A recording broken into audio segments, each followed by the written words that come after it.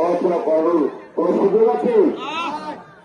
আমি বিশ্বাস করি, আপনারাও বিশ্বাস করেন, আগামী 12ই ফেব্রুয়ারির যে নির্বাচন, সেই নির্বাচনে যদি এদেশের মানুষ শান্তিপূর্ণভাবে ভোট দিতে পারে, বাধাহীনভাবে ভোট দিতে পারে, নিরপেক্ষভাবে ভোট দিতে পারে, স্বাধীনভাবে তাদের মতামত প্রকাশ করতে পারে, তাহলে কে ক্ষমতা আসবে?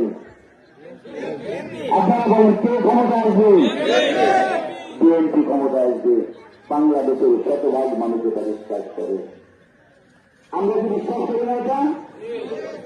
তাহলে বাংলাদেশ থেকে 22 শিক্ষক প্রার্থী তৈরি হবে, আর আমাদের ওই গোপালগঞ্জ মানুষ তার থেকে বঞ্চিত হবে, তাকে চান।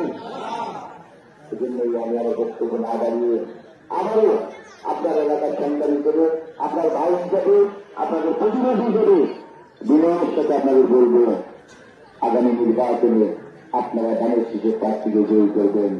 আমাদের কর্মকর্তা তারেক রহমান যে আশা এবং প্রত্যাশা নিয়ে ধানের শীষের অতীত দিয়ে আমাকে আপনাদের মাঝে পাঠিয়েছে, আপনারা আমাকে বঞ্চিত করবেন না, এটাই আমার দাবি।